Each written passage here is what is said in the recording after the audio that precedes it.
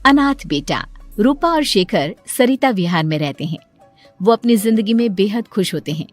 दोनों का शौर्य नाम का एक बेटा भी होता है, जिस पर दोनों ही अपनी जान छिड़कते हैं। शेखर, अब तो आप शौर्य को अपनी गोद से नीचे उतार दीजिए, उसके सोने का टाइम हो रहा है। नहीं रूपा, इसे मेरे पास ही रहने दो प्लीज।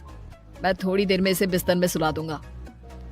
लेकिन कल सुबह आपकी ऑफिस में मीटिंग भी तो है ना, और इसके लिए आपको कल जल्दी भी तो निकलना होगा। जाइए, आप भी जाकर सो जाइए। क्या यार, अभी तो मेरी गोद में आया था मेरा बेटा और तुम उसे लेकर जा रही हो। बाद में कर लेना अपने बेटे से प्यार, अभी जाकर सो जाइए। रूपा शेखर से शौर्य को ले रही होती है कि तभी शौर्य रोने लगता है। शौर्य को रोता देखकर रूपा उसे फिर से शेखर को थमा देती है। आपका बेटा ना एक नंबर का नौटंकी है, बिल्कुल आप पर गया है वो। साफ बोलो ना, तुम्हें जलन होती है हम दोनों बाप बेटे का प्यार देखकर।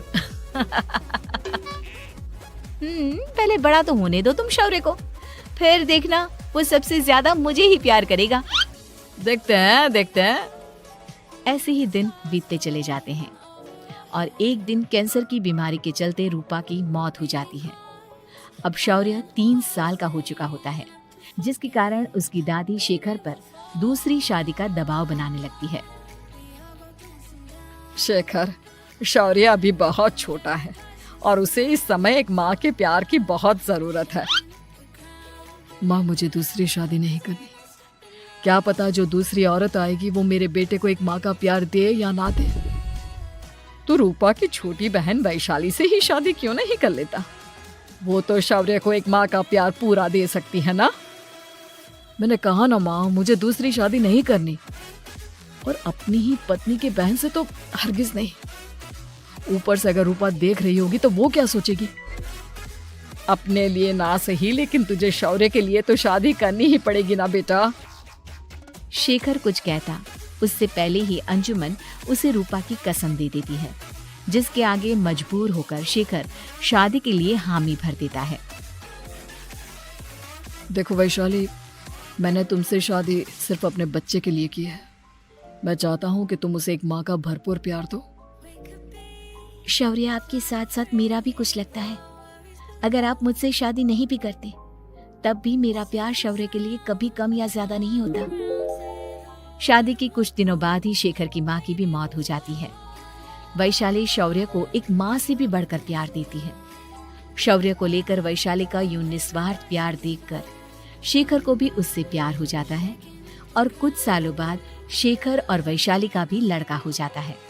लेकिन इसके बाद वैशाली का शौर्य को लेकर बर्ताव बदलने लगता है। वैशाली, मैं देख रहा हूँ तुम आजकल शौर्य का जरा भी ध्यान नहीं रख रही हो। मुझे पता नहीं था कि आदित्य के होने के बाद तुम इतना बदल जाओगी। आदित्य मेरा अपना सगा खून है और शौर्य दीदी का, फिर मैं दोनों में अंतर कैसे नहीं करूं? माँ भले ही दोनों के अलग अलग है, लेकिन पिता तो एक है ना। अगर मुझे पहले पता होता कि तुम इतनी जल्दी बदल जाओगी तो मैं कभी तुमसे शादी ही नहीं करता। हाँ, तो किसने कहा था आपसे मुझसे शादी करने के लिए? मैं थोड़ी ना आई थी आपके पास, आपकी माँ ही आई थी मेरे घर आपका रिश्ता लेकर। वैशाली, मुझे तुमसे ऐसी उम्मीद नहीं थी। गुस्से में शेखर अपना पैर पटकता हुआ शौर्य को वहाँ से लेकर चला जाता है। पापा, मम्मा मुझसे प्यार क्यों नहीं करती? क्या मैं उनका सगा बेटा नहीं हूँ, इसलिए मुझसे प्यार नहीं करती? मम्मा नहीं करती तो क्या हुआ बेटा, पापा तो करते हैं ना आपसे प्यार। कुछ दिनों के बाद, आज तुझे खाना पीना कुछ नहीं मिलेगा, चल चुपचाप से अपने रूम में जाकर सो जा। माँ, अब भाई को खाना क्यों नहीं दे रही हो? बेटा, तू आराम से खाना खा, इस नालायक की चिंता मत कर। एक दिन खाना नहीं खाएगा तो मर नहीं जाएगा ये। अगर भैया नहीं खाएंगे तो मैं भी नहीं खाऊंगा। तू अपने भाई का भक्त क्यों बन रहा है? ये तेरा सौतेला भाई है, सगा नहीं जो तू लक्ष्मण बन रहा है। माँ, आपको इतना भी नहीं मालूम? श्री राम और लक्ष्मण सगे भाई नहीं थे। श्री राम माता कौशल्या और लक्ष्मण माता सुमित्रा की कोख से जन्मे थे। दोनों के सिर्फ पिता एक थे, लेकिन माँ अलग थी। मुझे ज्यादा ज्ञान देने की जरूरत नहीं है, ये सतयुग और त्रेता युग नहीं है, समझे? आया बड़ा भाई का चमचा। इतना कहकर वैशाली वहां से चली जाती है, जिसके कुछ टाइम बाद शिखर वहां आता है और आदित्य उसे सारी बात बताता है। मुझे माफ कर दो शौर्य, तुम्हारी माँ के जाने के बाद मुझे दूसरी शादी का फैसला करना ही नहीं चाहिए था। अगर मैं दूसरी शादी नहीं करता तो शायद आज तुम्हारी ये हालत ना होती। नहीं पापा, अगर आप शादी नहीं करते तो मुझे आदित्य जैसा छोटा भाई कभी नहीं मिलता। थैंक यू मुझे इतना अच्छा भाई देने के लिए। तुम दोनों हमेशा ऐसे ही साथ रहना, फिर कोई भी तुम दोनों का कुछ नहीं बिगाड़ पाएगा। चलो मैं तुम दोनों को आइसक्रीम खिला कर लाता हूँ, बहुत भूख लग रही है ना। शिखर शौर्य और आदित्य को आइसक्रीम दिलाने लेकर जाता है।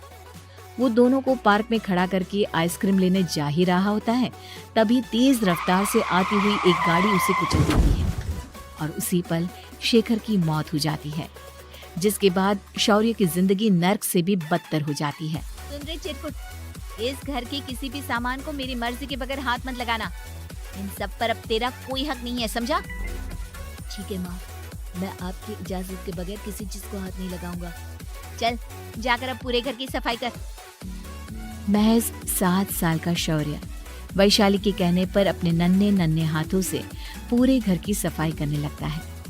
ऐसे ही दिन बीतने लगते हैं, लेकिन मासी से माँ बनी वैशाली को उस मासूम से बच्चे पर जरा भी तरस नहीं आता। क्यों शौर्य, ये घर में इतनी गंदगी कैसे हो रही है? ढंग से सफाई नहीं की है क्या तूने? माँ मैंने तो अच्छे से सफाई की थी, लेकिन आदित्य बार बार इधर उधर चलकर गंदा कर देता है। अच्छा, खुद से एक काम ढंग से नहीं होता और अपनी गलतियों का जिम्मेदार मेरे बेटे को ठहराता है। इतना कहकर वैशाली बांस का डंडा उठाकर शौर्य को जोर जोर से मारने लगती है। तभी वहाँ वैशाली के मायके वाले भी आ जाते हैं और उसकी सारी करतूतें देख लेते हैं। माँ मैं ऐसा क्या करूँ जिससे आप मुझे भी आदित्य के जितना प्यार करोगी? बोलिए ना माँ, मेरे क्या करने से आपके अंदर मेरे लिए ममता जागेगी? वैशाली शौर्य की एक नहीं सुनती, उसके ऊपर डंडे बरसाती जाती है। हद पार होते देख वैशाली की माँ उसका हाथ पकड़ती है और जोर से उसे थप्पड़ मारती है। यही सब करने के लिए तूने दामाद जी से शादी की थी? हमने सपने में भी तुझसे ऐसी हरकत की उम्मीद नहीं की थी। तू माँ नहीं, माँ के नाम पर एक धब्बा है। बस कीजिए माँ, आदित्य के इस दुनिया में आने से पहले मैंने इसे बहुत प्यार किया था, लेकिन अब जब मेरी खुद की औलाद है तो मैं किसी और के बच्चे से प्यार क्यों करूं? अरे नालायक औरत, जिसे तू किसी और का बच्चा कह रही है वो तेरी खुद की सगी बहन का बच्चा है। बहन है तो क्या हुआ, मेरे अपने बच्चे से बढ़कर तो नहीं हो सकता ना ये कभी। अगर यही बात थी तो तू हमें पहले बता देती, हम शौर्य को अपने साथ ले जाते। उसे इस तरह प्रताड़ित करने की क्या जरूरत थी? अगर आपको लेकर जाना है ना तो ले जाइए इसे, मैं नहीं रोकूंगी। नहीं माँ, मुझे कहीं नहीं जाना, मुझे आपके साथ ही रहना है। मैं तेरी कोई माँ बाबा नहीं हूँ, तेरी माँ मर चुकी है, समझा? अब निकल जा मेरे घर से। माँ अब बहुत गंदी हो, मुझे भी नहीं रहना आपके साथ, मैं भी भाई के साथ ही जाऊंगा। अरे तू क्यों जाएगा, तू तो मेरा सगा बेटा है, जाने दे इसे। हम यहाँ ऐश से रहेंगे, तुम्हारे पापा बहुत सारी जमीन जायदाद छोड़ गए हैं तुम्हारे लिए। नहीं माँ, मुझे भाई के साथ जाना है। आप अच्छी नहीं हो, आप बहुत बुरी हो, आप भाई को बहुत परेशान करती हो। देख वैशाली, तुझसे ज्यादा समझ तो इस मासूम बच्चे में है। ये तेरे बुरे कर्मों का ही नतीजा है, जो आज तेरी सगी औलाद खुद से तुझे ठुकरा रही है। आदित्य, तुझे इस शौर्य ने भड़काया है ना मेरे खिलाफ? नहीं माँ, मुझे किसी ने भड़काया नहीं, पर मैं सब देखता हूँ, सब समझता हूँ। भाई बहुत अच्छा है, वो आपकी जैसा नहीं है। चलिए नानी। इतना कहकर वैशाली के मायके वाले आदित्य और शौर्य को अपने साथ ले जाते हैं और इस तरह वैशाली बड़े से घर में अकेली पड़ जाती है। 2 बेटों के होते हुए भी आज उसे माँ कहकर बुलाने वाला कोई नहीं होता।